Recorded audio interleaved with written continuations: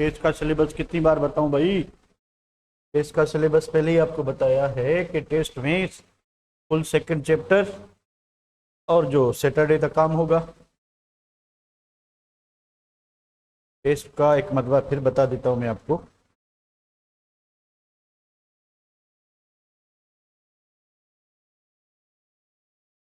Test का बता दूं आपको कि सेकंड चैप्टर जो है ये फुल, ठीक है, सेकंड चैप्टर फुल।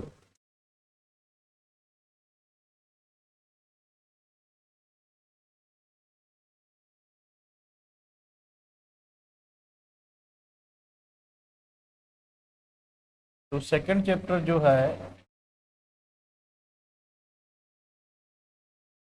ये फुल होगा, ठीक है, सेकंड चैप्टर फुल होगा। और थर्ड चैप्टर जो है अप टू सैटरडे, सैटरडे तक जितना काम होगा वो होगा, ठीक है। टेस्ट कब है? टेस्ट जो है आपकी मे बी क्या कहते हैं, इस तक रखे संडे को या मंडे को, देखते हैं उसको। पर अभी हम बात करते हैं किस चीज़ की, हम बात करते हैं valence shell electron pair repulsion model. Repulsion model, दो साइंटिस्ट थे, ठीक है, जिन्होंने ये मॉडल प्रपोज किया था। कल हमने वैलेंस बॉन्ड थ्योरी की थी, ठीक है। आज हम जो है क्या करते हैं, valence shell electron pair repulsion model. Valence shell electron pair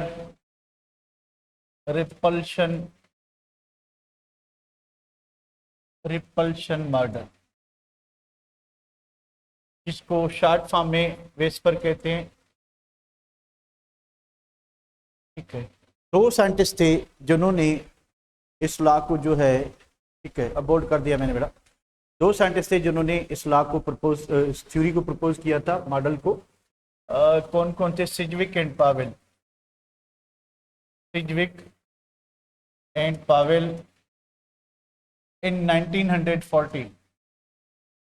तो 1940 में वैलेंस बॉन्ड थ्योरी के प्रपोजल के 13 इयर्स बाद, वैलेंस बॉन्ड थ्योरी भी मॉलिक्यूल्स की ज्योमेट्री को एक्सप्लेन करती है थ्योरेटिकली। अब ये जो मॉडल है ये भी थ्योरेटिकली हम मॉलिक्यूल का शेप जो है वो प्रेडिक्ट कर सकते हैं using 3 models, valence bond theory, उसके बाद ये आपका जो है valence shell electron pair repulsion model, और जो है हम हाइब्रिड ऑर्बिटल मॉडल यूज करके, आजकल तो एक्स-रे डायसेक्शन मेथड यूज होता है किसी भी सबस्टेंस का शेप मालूम करने के लिए, पर हाँ हम थ्योरेटिकली प्रेडिक्ट कर सकते हैं कि मॉलिक्यूल का शेप क्या होगा, ठीक है। आइए वही सिजविक है, ठीक है बेटा। तो अब इस थ्योरी का कहना क्या है कि अ नॉर्मल मॉलिक्यूल, एक कोई भी आम सा मॉलिक्यूल है, नॉर्मल मॉलिक्यूल में भी, कि कोई भी एक नॉर्मल मॉलिक्यूल है उसके सिंपली 5 पॉसिबल शेप हो सकते हैं। वैसे और भी होते हैं पर हमारे सिलेबस में 5 हैं, तो हम उन 5 की बात करते हैं। तो अ नॉर्मल मॉलिक्यूल में भी लीनियर, एक नॉर्मल मॉलिक्यूल बिल्कुल एक लीनियर शेप का हो सकता है, यानी एक एटम इधर हो दूसरा इधर हो, ठीक है, नंबर पहली बात। नंबर दूसरी बात, नॉर्मल मॉलिक्यूल में भी ट्राइगोनल, कि वो नॉर्मल मॉलिक्यूल जो है वो ट्राइगोनल हो सकता है, ठीक है।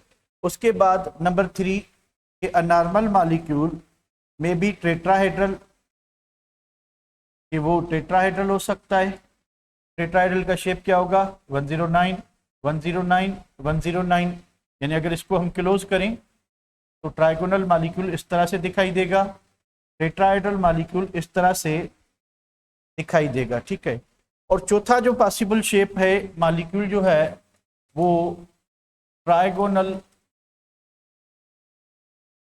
पैरामेडल हो सकता है। अब ट्राइगोनल पैरामेडल कैसे दिखेगा? ट्राइगोनल पैरामेडल आपको इस तरह से दिखेगा, ठीक है। इधर एक लोन पेयर होगा उस पे, ठीक है। उसके बाद जो पांचवा जो पॉसिबल शेप है वो बेंट और एंगुलर, बेंट और एंगुलर। बेंट और एंगुलर कैसे होता है? इस तरह से, और इसके पास में भी दो लोन पेयर होना चाहिए, अगर वाटर है या ना हो, ठीक है, हो सकता है। तो किसी भी नॉर्मल मॉलिक्यूल के ये 5 पॉसिबल शेप्स हो सकते हैं। कौन कौन से बेटा? लीनियर हो सकता है 180 की एंगल पे, ट्राइगोनल हो सकता है 120 की एंगल पे, टेट्राहेड्रल 109 की एंगल पे हो सकता है, ट्राइगोनल पैरामेडल 107 की एंगल पे हो सकता है, और बेंट और एंगुलर 104.5 की एंगल पे हो सकता है। तो ये 5 पॉसिबल शेप हम किसी भी मॉलिक्यूल के प्रेडिक्ट कर सकते हैं, अंदाजा लगा सकते हैं।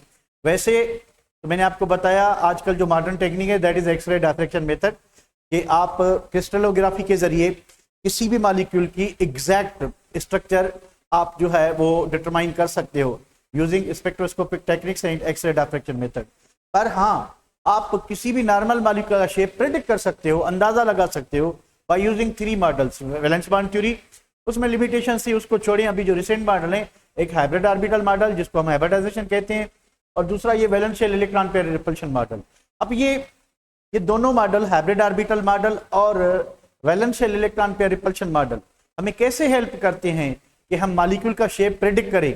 आए तो इस चीज को देखते हैं। तो ये मॉडल कहता है या ये थ्योरी कहती है कि मॉलिक्यूल इनमें से कोई भी हो सकता है। अब कौन सा होगा हमें क्या पता चले, हम कैसे पता लगाएं? तो उसके इस मॉडल की कुछ पोस्टुलेट्स हैं, उनको 1 बाय 1 डिस्कस करते हैं।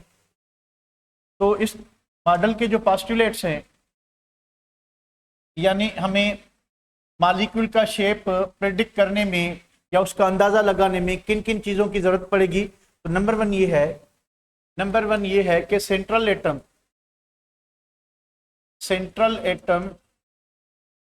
of a molecule is surrounded by या मॉलिक्यूल में बी सराउंडेड बाय कह लें, हो भी सकता है, नहीं भी हो सकता। May be surrounded by 2 kind of electron pairs, 2 kind of electron pairs. कि किसी भी मॉलिक्यूल का पहली जो पॉइंट है इस मॉडल की, ठीक है, पहली पॉइंट जो है इस मॉडल की वो ये है कि कोई भी मॉलिक्यूल है उसका जो सेंट्रल एटम होगा उसके बाहर 2 किस्म के इलेक्ट्रॉन पेयर्स हो सकते हैं, यानी that central atom can be surrounded by 2 kind of electron pairs. कौन कौन से? Number 1, active set of electron pairs. Active set of electron pairs के उस सेंट्रल एटम के सराउंडिंग में, उसके बाहर जैसे वो घिरा हुआ होगा, वो active set of electron pair हो सकते हैं। अब एक्टिव सेट में 2 पेयर आते हैं, एक्टिव सेट में 2 पेयर आते हैं, एक सिग्मा बॉन्ड पेयर और दूसरा लोन पेयर, और दूसरा क्या आता है? लोन पेयर, ठीक है।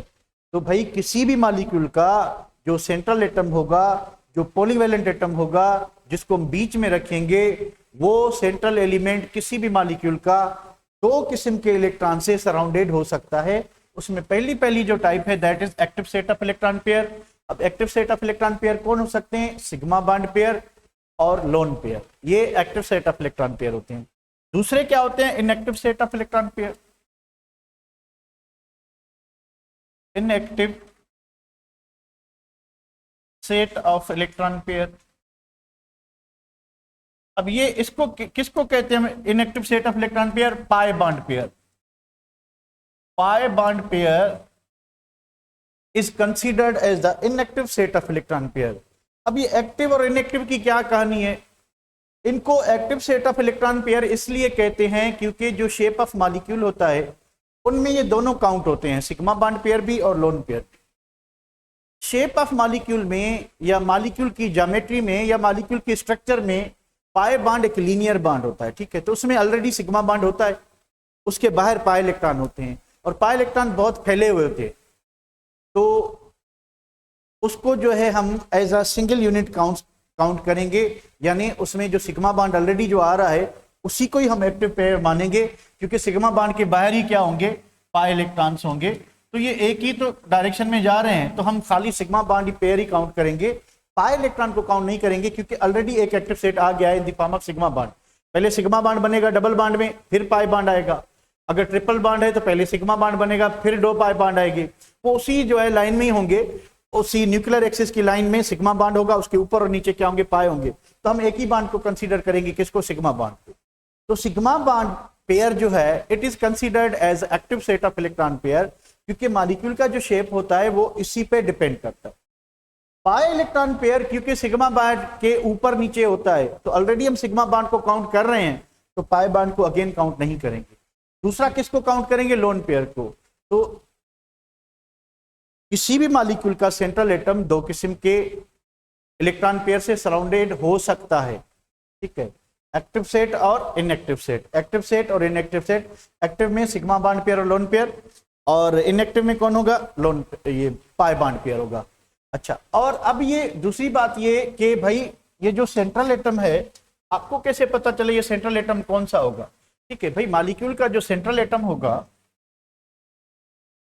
सेंट्रल एटम कौन होगा, सेंट्रल एटम जो है कौन होगा, कौन होगा, जो मल्टीवैलेंट हो, जो क्या होना चाहिए, मल्टीवैलेंट, जिसकी वैलेंसी दूसरे एलिमेंट से ज्यादा हो।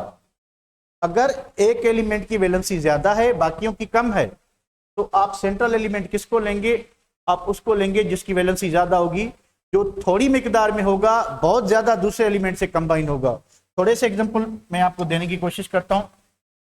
CH4, अब देखिए एक ही कार्बन 4 हाइड्रोजन के साथ बॉन्ड बना रहा है, तो वैलेंसी किसकी ज्यादा है, कार्बन की ज्यादा है कि हाइड्रोजन की ज्यादा है, कार्बन की ज्यादा है कि हाइड्रोजन की ज्यादा है, कार्बन की ज्यादा है। ठीक है, तो हम क्या कहेंगे, जो आपका सेंट्रल एटम होगा जिसको आप बीच में रखेंगे वो कार्बन, वो कौन होगा, कार्बन होगा। फॉर द सेम रीजन, अगर आपके पास कार्बन डाइऑक्साइड है, अगेन देखें कार्बन एक ही है, ऑक्सीजन 2 है, तो जो एलिमेंट कम मिकदार में होगा वो पॉलीवैलेंट होगा। एक कार्बन 2 ऑक्सीजन के साथ कंबाइन हो रहा है, तो जरूर कौन है पॉलीवैलेंट, आपका कार्बन होगा। ठीक है, उसके बाद अगर आपके पास HNO3 है, ठीक है, कौन होना चाहिए, पॉलीवैलेंट। सेंटर में किसको रखेंगे, अब हाइड्रोजन का आपको पता है कि मोनोवैलेंट होता है, हाइड्रोजन एक बॉन्ड बनाएगा। ठीक है, अब नाइट्रोजन जो है उसके बाहर 3 ऑक्सीजन और हैं, तो आपका पॉलीवैलेंट कौन होगा, नाइट्रोजन होगा। आप ग्रुप नंबर से भी प्रेडिक्ट कर सकते हैं, नाइट्रोजन 5वें ग्रुप का है, 5 वैलेंसी शो कर सकता है, ऑक्सीजन 6ठे ग्रुप का है, 2 मैक्सिमम शो करता है, सल्फर चेक करता है। ठीक है, तो भाई नाइट्रोजन इसमें सेंट्रल एलिमेंट होगा, यानी जो एलिमेंट मल्टीवैलेंट होगा वो हम बीच में रखेंगे, उसके बाहर जो इलेक्ट्रॉन होंगे वो 2 किस्म के होंगे। ठीक है, चलें, अगर आपके पास मॉलिक्यूल BF3 है, बोरान ट्राइफ्लोराइड, बताएं क्या सीन है, सेंट्रल एलिमेंट कौन है, फ्लोरीन के बोरान, बोरान होगा। ठीक है बेटा, तो ये बात आपको, ये 2-3 चीजें समझ आ गई कि पहली बात कि मॉलिक्यूल में सेंट्रल एलिमेंट कौन सा होगा, जो मल्टीवैलेंट हो, जिसकी वैलेंसी दूसरे से ज्यादा हो। अगर सिंपल कंपाउंड है तो जिस एलिमेंट का नंबर कम है उसकी वैलेंसी ज्यादा होगी, क्योंकि वो एक अकेला बाकी इतने सारे एलिमेंट के साथ कंबाइन हो रहा है, तो उसकी वैलेंसी क्या होगी, ज्यादा होगी। आप उसको सेंटर में रखोगे, बाकी एलिमेंट को जो है अब यूजिंग दिस मॉडल आप उसको अपने हिसाब से एंगल बना के अरेंज करोगे, वो आगे हमें ये थ्योरी गाइड करती है। ठीक है बेटा, अच्छा, दूसरी बात ये कि ये जो सेंट्रल एटम होता है इसके बाहर 2 किस्म के इलेक्ट्रॉन पेयर्स हो सकते हैं, एक्टिव सेट और इनएक्टिव सेट। एक्टिव और इनएक्टिव की वाली बात समझ में आ गई आपको कि भाई पाई बॉन्ड को क्यों कंसीडर नहीं करेंगे, और सिग्मा बॉन्ड और लोन पेयर जो एक्टिव सेट क्यों होते हैं, क्योंकि इनका मॉलिक्यूल की ज्योमेट्री में रोल होता है। इसका मॉलिक्यूल की ज्योमेट्री में रोल क्यों नहीं होता, क्योंकि पाई बॉन्ड तो सिग्मा के बाद बनता है, तो पहले ऑलरेडी सिग्मा बॉन्ड बना हुआ होता है, उसके ऊपर और नीचे इलेक्ट्रॉन डेंसिटी होगी किसकी, पाई की, तो हम एक्टिव सेट तो एक ही काउंट करेंगे उस डायरेक्शन में, तो ऑलरेडी वो सिग्मा बॉन्ड होता है। तो ये सारी चीजें जो इस पेज में लिखी हैं इसमें कोई आपको प्रॉब्लम तो नहीं, ये सारी चीजें जो इस पेज पे लिखी हैं इसमें आपको कोई प्रॉब्लम तो नहीं। नहीं है, लेकिन फिर भी देख लें।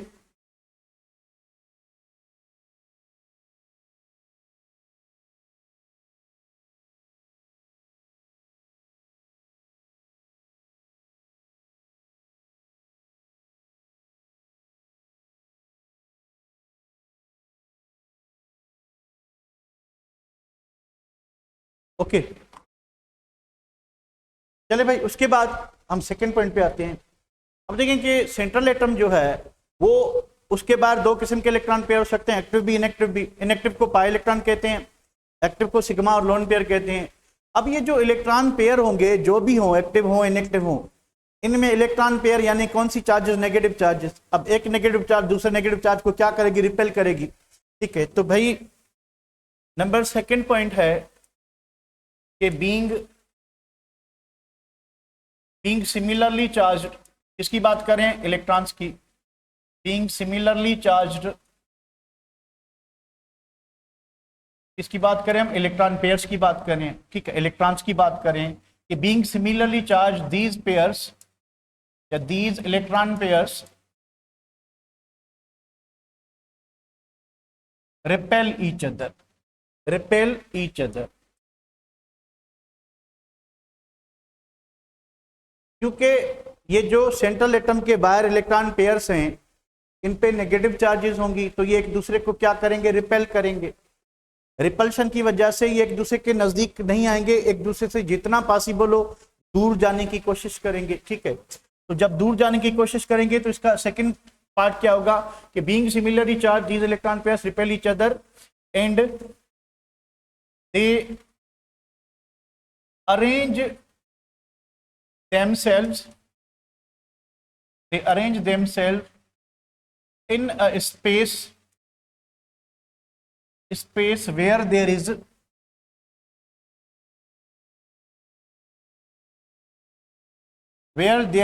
ऑप्शन लिखता हूं, A maximum separation and maximum repulsion, B minimum separation and maximum repulsion, C maximum separation and minimum repulsion,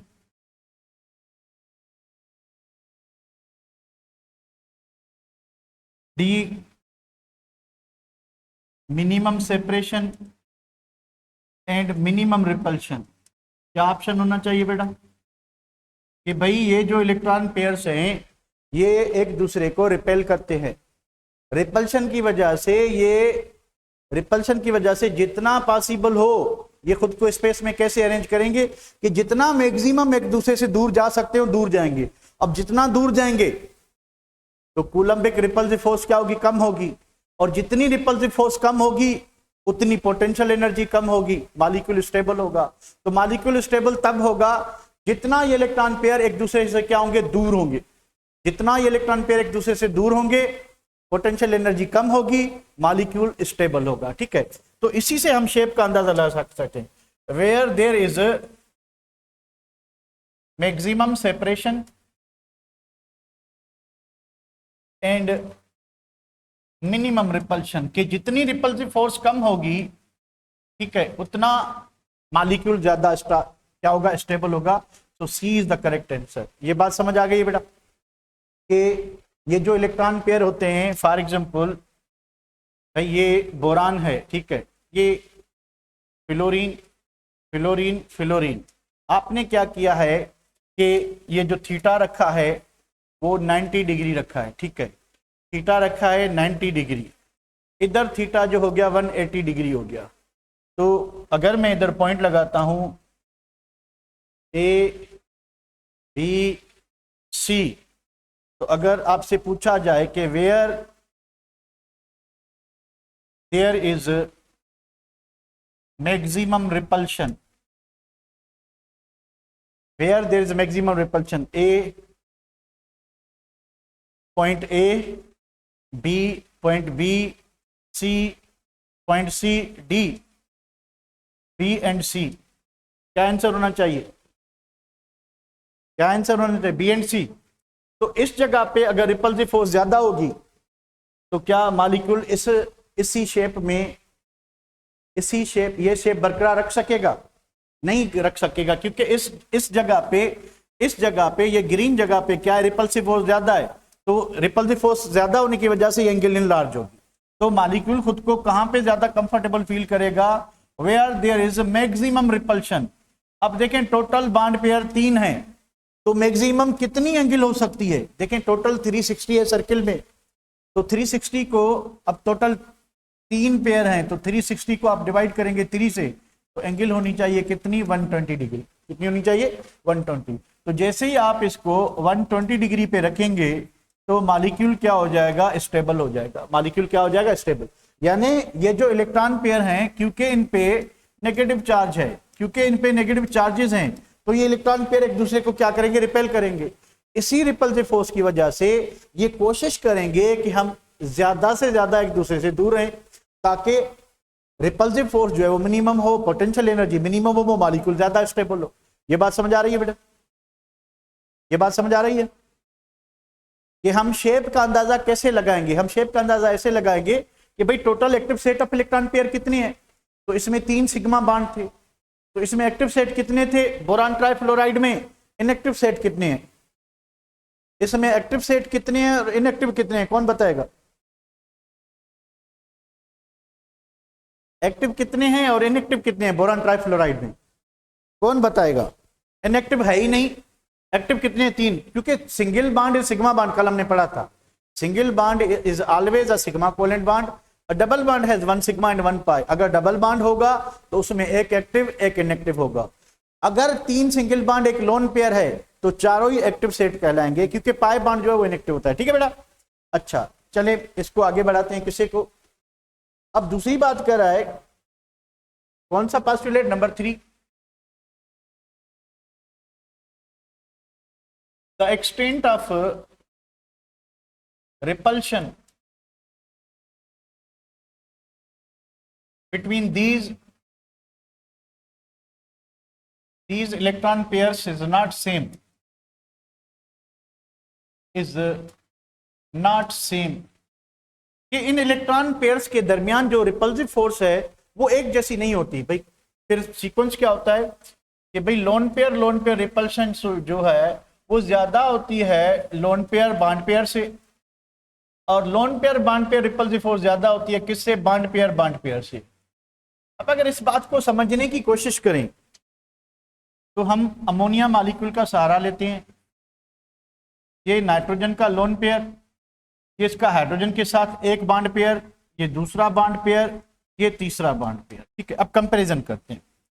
comparison में देखें कि ये भाई सेंटर पे नाइट्रोजन का न्यूक्लियस, ठीक है, इसके बाहर एक लोन पेयर 2 इलेक्ट्रॉन, इसके बाहर एक बॉन्ड पेयर, इधर हाइड्रोजन का न्यूक्लियस, ठीक है, फिर इलेक्ट्रॉन, फिर हाइड्रोजन का इलेक्ट्रॉन, फिर हाइड्रोजन का न्यूक्लियस, फिर नाइट्रोजन का इलेक्ट्रॉन, फिर हाइड्रोजन का इलेक्ट्रॉन, ये हाइड्रोजन का न्यूक्लियस, सॉरी। ठीक है, तो यहाँ पे देखें कि इस बॉन्ड पेयर को 2 न्यूक्लियस अट्रैक्ट कर रहे हैं। बॉन्ड पेयर को कितने न्यूक्लियस अट्रैक्ट कर रहे हैं? 2। बॉन्ड पेयर को 2 न्यूक्लियस अट्रैक्ट करें, जबकि इस लोन पेयर को एक ही न्यूक्लियस अट्रैक्ट कर रहा है।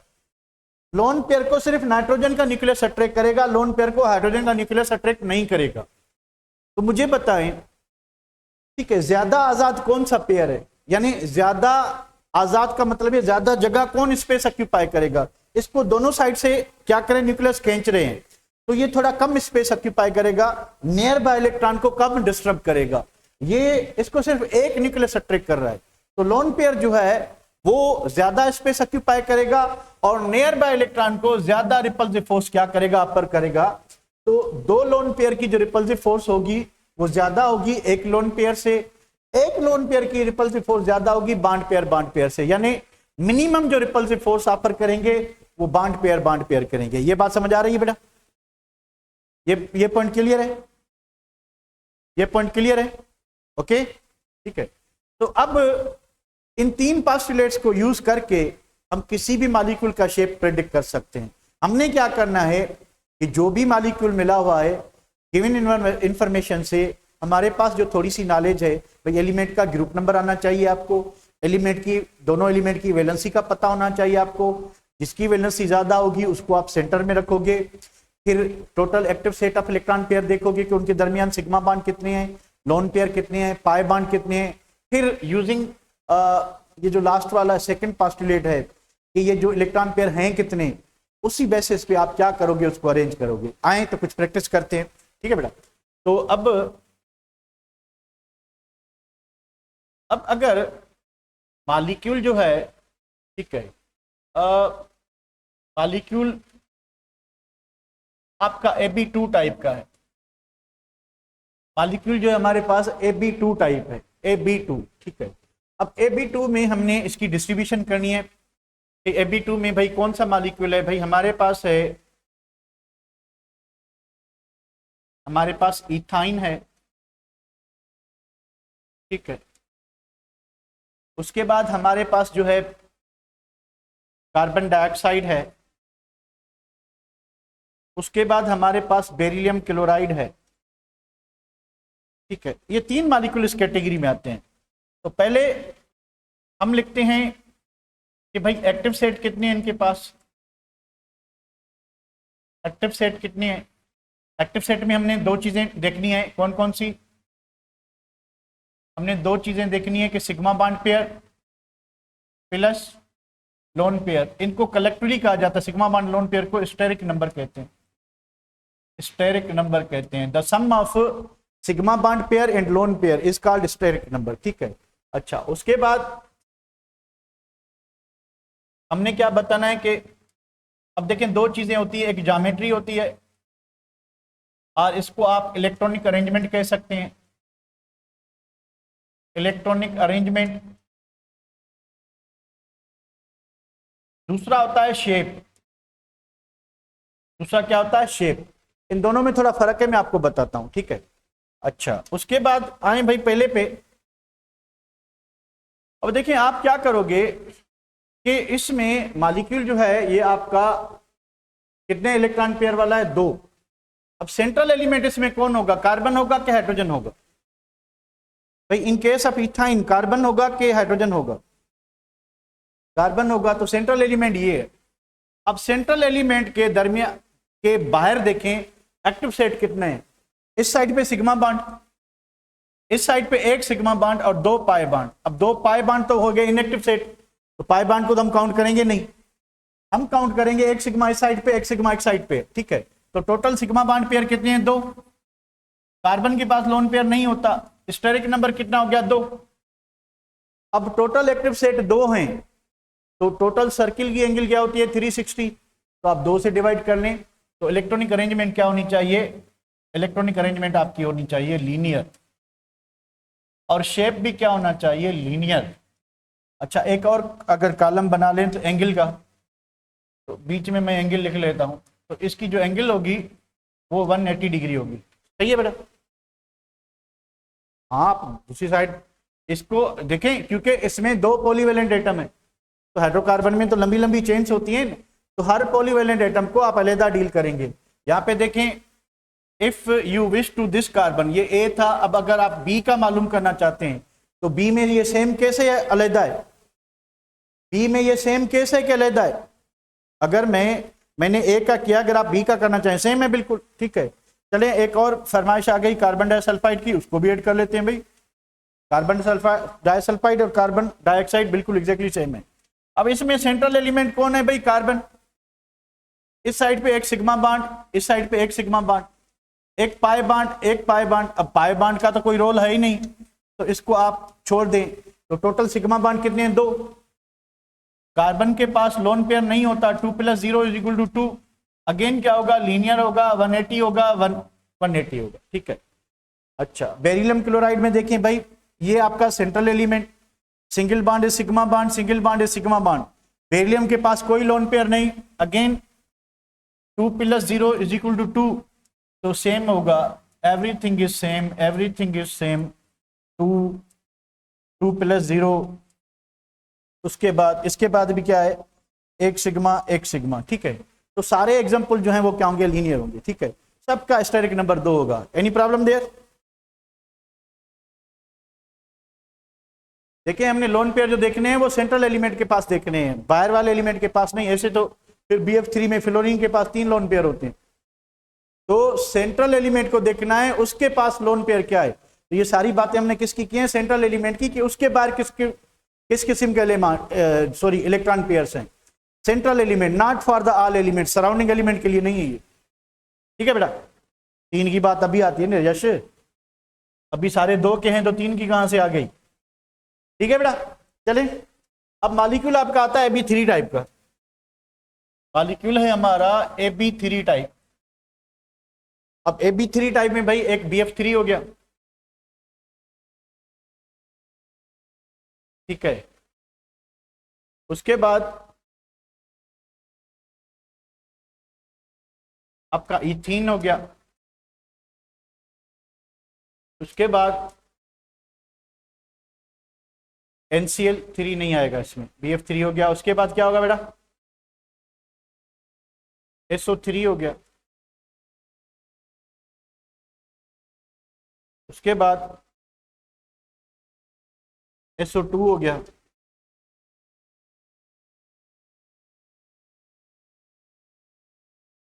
यानी BF3 ये उसके बाद SO3 है। और कोई याद है तो मुझे बताएं।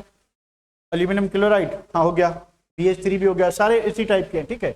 AB3 टाइप है मॉलिक्यूल। अब क्या करेंगे, अब हमने देखें ये सेंट्रल एलिमेंट कौन होगा, बोरान। अब बोरान 3rd ग्रुप का है तो बोरान ट्राइवेलेंट होगा। बोरान क्या होगा, ट्राइवेलेंट होगा, ठीक है। बोरान ट्राइवेलेंट होगा, बोरान क्या होगा, ट्राइवेलेंट होगा, ठीक है। अगर बोरान ट्राइवेलेंट होगा तो फ्लोरीन क्या होता है, फ्लोरीन मोनोवेलेंट होता है, ठीक है। तो अब क्या होगा कि सिग्मा बॉन्ड पेयर जो है वो 3 एंड लोन पेयर जो है इक्वल टू 0, तो 3 + 0 = 3, ठीक है। तो भाई एंगल कितनी होगी, एंगल होगी 120, क्योंकि total 3 active set of electron pair है, ठीक है। 3 active set of electron pair, तो ज्योमेट्री होगी क्या, ट्राइगोनल, और शेप भी जो है वो क्या होगा, ट्राइगोनल। मॉलिक्यूल का जो शेप होगा वो भी ट्राइगोनल होगा, ठीक है। अच्छा, उसके बाद भाई इधर आए तो कार्बन अगर आपका सेंट्रल एलिमेंट है तो एक सिग्मा बॉन्ड इस साइड पे, एक सिग्मा बॉन्ड इस साइड पे, एक सिग्मा बॉन्ड इस साइड पे, तो टोटल कितने सिग्मा बॉन्ड है, 3। तो कॉम्बिनेशन क्या है, 3 + 0।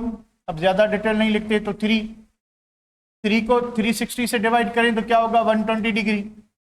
अगेन ये ट्राइगोनल होगा क्योंकि इसके पास कोई लोन पेयर नहीं, तो इसका शेप और स्ट्रक्चरल और इलेक्ट्रॉनिक अरेंजमेंट और ज्योमेट्री ये सारी जो है वो क्या होगी, ट्राइगोनल होगी, ठीक है।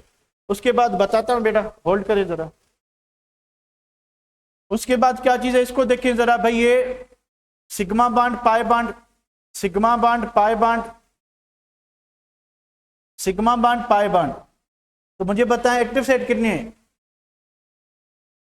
3 + 3 = 6 है कि 3 + 0 = 3 है, क्या है, सल्फर ट्राइऑक्साइड के पास एक्टिव सेट कितने हैं, 3 + 3 है, 3 + 0 है, 3 है, ठीक है। क्योंकि पाई बॉन्ड को हम काउंट नहीं करते, पाई बॉन्ड को काउंट नहीं करते, तो सल्फर के पास यहां पे देखें सल्फर 6 ग्रुप का है। अगर सल्फर 6 बॉन्ड बनाता है तो उसके 6 के 6 इलेक्ट्रॉन यूटिलाइज हो गए। अगर सल्फर 4 बॉन्ड बनाता है तो सल्फर का एक पेयर यूटिलाइज हो गया, एक अभी बचता है, ठीक है। अगर सल्फर जो है वो 2 बॉन्ड बनाता है तो उसके दोनों लोन पेयर जिंदा होंगे। तो अभी क्योंकि यहाँ पे इसने 6 की 6 ऑक्सीडेशन नंबर शो कर दिया तो इसके लोन पेयर गए, इधर इसने 4 शो किया तो एक लोन पेयर बाकी है। अगर 2 शो करेगा तो दोनों लोन पेयर होंगे, ठीक है। Such as in hydrogen sulphide, अगर आप हाइड्रोजन सल्फाइड को देखेंगे, इसमें हाइड्रोजन जो है सल्फर जो है उसके दोनों लोन पेयर जिंदा है क्योंकि वो डाइवेलेंसी शो कर रहा है इधर, ठीक है। इधर सल्फर ने क्या किया, 2 एक्स्ट्रा वैलेंसी शो की। अगर 2 एक्स्ट्रा वैलेंसी शो की तो एक लोन पेयर यूटिलाइज हो गया इसमें, इसने क्या किया, एक ऑक्सीजन के साथ बॉन्ड बना लिया, इसने क्या किया, एक डबल बॉन्ड ऑक्सीजन के साथ बना लिया, 4 इलेक्ट्रॉन यूज हो गए। अब अगर तीसरा इलेक्ट्रॉन पेयर यूज कर लेता है तो सल्फर ट्राइऑक्साइड बन जाएगा। ठीक है बेटा, अब क्या सीन है, इधर क्या होगा कि अगेन क्योंकि टोटल एक्टिव सेट कितने हैं, 3 है, तो 120 डिग्री होगी। ठीक है, उसके बाद क्या होगा, ट्राइगोनल के बाद ये भी ट्राइगोनल ही होगा, ये भी ट्राइगोनल ही होगा, क्योंकि अभी तक किसी भी एग्जांपल में सेंट्रल एटम के पास लोन पेयर आया नहीं। अब लोन पेयर आया है तो अभी कॉम्बिनेशन क्या है, 2 + 1 = 3, सही है। तो 2 इसके बाद सिग्मा बॉन्ड है, 2 इसके बाद सिग्मा बॉन्ड है। ठीक है, एक क्या है, लोन पेयर है, तो टोटल कितना हो गया, 3 हो गया। ठीक है, 3 है तो इसकी एंगल जो है आपकी वही होगी, 120 डिग्री होगी। ठीक है, हाँ, ज्योमेट्रिकल अरेंजमेंट जो है इसकी, ज्योमेट्रिकल अरेंजमेंट में क्या होता है, ये जो ज्योमेट्री होती है इसमें क्या होता है कि sigma bond pair plus lone pair, इसमें सिग्मा बॉन्ड पेयर और लोन पेयर दोनों होते हैं। अब जो शेप होता है, जो आप फर्क पूछ रहे थे, शेप में खाली सिग्मा बॉन्ड पेयर, यानी शेप में आप लोन पेयर को इग्नोर करोगे, लोन पेयर को छोड़ के बाकी जो भी चीज बच जाती है। ठीक है, ज्योमेट्री में या इलेक्ट्रॉनिक अरेंजमेंट में आप total number of active set of electron pair देखेंगे, यहां पे एक्टिव तो देखेंगे पर एक्टिव में एक टाइप देखेंगे, सिर्फ सिग्मा बॉन्ड पेयर, आप लोन पेयर नहीं देखोगे। अब इस इंफॉर्मेशन को यूज करें तो सीन क्या है, 2 + 1, तो इलेक्ट्रॉनिक अरेंजमेंट इसकी ट्राइगोनल ही होगी, क्योंकि यहां पे लोन पेयर, यहां पे ऑक्सीजन, यहां पे ऑक्सीजन, बीच में सल्फर, तो इसका इलेक्ट्रॉनिक अरेंजमेंट या इसकी ज्योमेट्री ट्राइगोनल ही होगी। पर जो शेप होगा, शेप में आप लोन पेयर को हटा दें तो ये क्या हो जाएगा, बेंट और एंगुलर। अगर शेप में हम लोन पेयर हटा दें तो ये इसका शेप क्या होगा, बेंट और एंगुलर, बेंट और एंगुलर होगा। ठीक है बेटा, सही है। अब बात समझ आ गई कि what is the difference between geometry and shape. Geometry में आप सिग्मा और सिग्मा और लोन पेयर दोनों काउंट करोगे, इसमें खाली सिग्मा बॉन्ड काउंट करना है। ठीक है बेटा, बात समझ आ गई, बात समझ आ गई। चलिए, उसके बाद हम आते हैं, अगर हमारे पास मॉलिक्यूल Ab4 टाइप का है, Ab4 है, हमारे पास मॉलिक्यूल है Ab4, भाई हमारे पास मॉलिक्यूल Ab4 है, तो it can be CH4, it can be CCl4, it can be sulphate ion और एनीथिंग एल्स, कोई भी हो सकता है। ठीक है, तो सबसे पहले जो आपको चीज आनी चाहिए वो ये है, ठीक है, वो ये है कि आपको एलिमेंट की वैलेंसी का पता होना चाहिए, आपको एलिमेंट के ग्रुप नंबर का पता होना चाहिए, दूसरे एलिमेंट का भी, सेंट्रल का भी, दोनों का। उसके बाद उनमें बॉन्ड क्या पॉसिबल है, इतना आपको आना चाहिए, और आता भी है। अब किसी की कंसंट्रेशन नहीं होती तो उसको कभी नहीं आता, इसको समझ आ जाती है। अब CH4 अगर आपने ऑर्गेनिक केमिस्ट्री पढ़ी है इंटर वालों, तो CH4 में क्या होगा, एक्टिव सेट क्या होंगे, 4 + 0 हैं, यानी कितने होंगे, 4 + 0। ठीक है, क्योंकि कार्बन के पास लोन पेयर नहीं होता। लोन पेयर वाले 2-3 एलिमेंट है ना, ये नोट कर लें। एक आपका कौन है, नाइट्रोजन, उसके बाद फास्फोरस, उसके बाद ऑक्सीजन के पास 2 लोन पेयर होते हैं, उसके बाद सल्फर के पास 2 लोन पेयर होते हैं। और नोट दिस थिंग अनदर, इनके पास लोन पेयर तब होंगे जब नाइट्रोजन 3 बॉन्ड बनाए, फास्फोरस 3 बॉन्ड बनाए, ऑक्सीजन 2 बॉन्ड बनाए, सल्फर 2 बॉन्ड बनाए, तो इनके पास 2-2 लोन पेयर होंगे। अगर ये 2-2 बॉन्ड बनाते हैं, अगर ये 3 बॉन्ड बनाता है तो उसके पास 1 लोन पेयर होगा। अगर फास्फोरस 5 बॉन्ड बना लेता है तो उसका लोन पेयर यूटिलाइज हो जाता है, फिर उसको आप लोन पेयर कंसीडर नहीं करेंगे, उसको बॉन्ड पेयर कंसीडर करेंगे। ये थोड़ा बेसिक बात है। ठीक है, तो 4 + 0 यानी 4 एक्टिव सेट हैं। अब 4 एक्टिव सेट हैं तो इसका शेप क्या होना चाहिए कि भाई 360 डिग्री डिवाइडेड बाय 4 = एंगल कितनी होनी चाहिए, 90 डिग्री होनी चाहिए। तो जब हम इसको 90 डिग्री पे रखते हैं, अब कार्बन एक छोटी साइज का एलिमेंट है, अब ये लोन पेयर क्या हैं, ये लोन पेयर एक दूसरे के नजदीक हैं, तो ये एक दूसरे को क्या करेंगे भैया, रिपेल करेंगे। तो इनमें जो एक्सटेंट ऑफ रिपल्शन है वो ज्यादा होती है। ज्यादा होने की वजह से ये 90 डिग्री पे अनकंफर्टेबल होंगे, 90 डिग्री पे इनमें रिपल्सिव फोर्स ज्यादा होगी। रिपल्सिव फोर्स ज्यादा होने की वजह से क्या होगा कि इनकी पोटेंशियल एनर्जी ज्यादा होगी, तो मॉलिक्यूल अनस्टेबल हो जाएगा। मॉलिक्यूल क्या हो जाएगा? अनस्टेबल। तो ये क्या करेंगे, तो 90 डिग्री पे ये मॉलिक्यूल क्या होगा, ये मॉलिक्यूल अनस्टेबल होगा। तो खुद को स्टेबलाइज करने के लिए क्या होगा, ये एंगल इनलार्ज होंगी। ये एंगल क्या होंगी? इनलार्ज होंगी। जब ये एंगल इनलार्ज होंगी तो मीथेन का जो रिवाइज शेप बनेगा वो ये बनेगा। कार्बन 109 पे एक हाइड्रोजन, 109 पे दूसरा हाइड्रोजन, फिर 109 पे चौथा हाइड्रोजन। तो मॉलिक्यूल आपका बनेगा टेट्राहेड्रल। मॉलिक्यूल आपका क्या बनेगा? टेट्राहेड्रल। ठीक है, तो मॉलिक्यूल क्या बनेगा, इसकी जो ज्योमेट्री है वो भी टेट्राहेड्रल, और इसका जो शेप है वो भी क्या बनेगा? टेट्राहेड्रल। दोनों टेट्राहेड्रल, क्योंकि शेप और ज्योमेट्री या इलेक्ट्रॉनिक अरेंजमेंट तब चेंज होंगे जब सेंट्रल एलिमेंट के पास लोन पेयर हो। अगर सेंट्रल एलिमेंट के पास लोन पेयर नहीं है, अगर सेंट्रल एलिमेंट के पास लोन पेयर नहीं है, तो फिर मॉलिक्यूलर ज्योमेट्री और उसका जो मॉलिक्यूलर शेप है वो सेम हो। क्या होगा? सेम होगा। भाई इधर आए, सेम सीन है। ठीक है, 4 + 0 4 109 डिग्री, उसके बाद टेट्रा एंड टेट्रा दोनों सेम कंडीशन बिल्कुल। सल्फेट आयन पे आए तो सल्फर किस ग्रुप का है? छठे ग्रुप का है। सल्फर किस ग्रुप का है? छठे का। तो भाई इधर जो है स्ट्रक्चर क्या होगी, जब तक आपको स्ट्रक्चर का पता नहीं होगा तो आपसे वो पता नहीं चलेगा। ठीक है, एक डबल बॉन्ड, दूसरा डबल बॉन्ड, O-, O-। ठीक है, अब ये सल्फेट की स्ट्रक्चर है। ठीक है बेटा, अब सल्फर के कितनी वैलेंसी शो कर रहा है? 6। अब 6 कर रहा है तो इसके पास लोन पेयर कितने बचेंगे?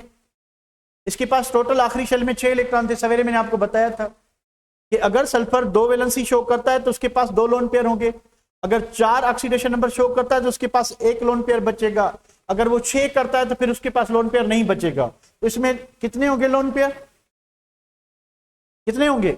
कोई नहीं होगा। ठीक है, नो लोन पेयर, क्योंकि ये कितनी वैलेंसी शो कर रहा है? 2 + 2 + 1 + 1, 6 ऑक्सीडेशन पूरा शो कर रहा है। इस वजह से इसके पास कोई लोन पेयर नहीं होगा। ठीक है बेटा, अब काउंट करें एक्टिव सेट को। भाई 1 सिग्मा 1 पाई, तो वैल्यू क्या? 1 ही काउंट होगा। 1 सिग्मा 1 पाई, 1 सिग्मा 1 सिग्मा। ठीक है, तो इसकी जो अरेंजमेंट है वो आप यहां से देख सकते हैं, क्या होगी? टेट्राहेड्रल।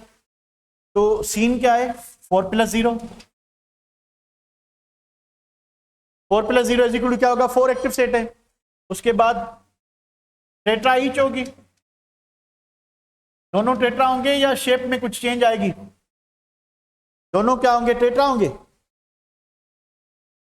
दोनों टेट्रा होंगे। सही है। ठीक है बेटा, यहां तक क्लियर है?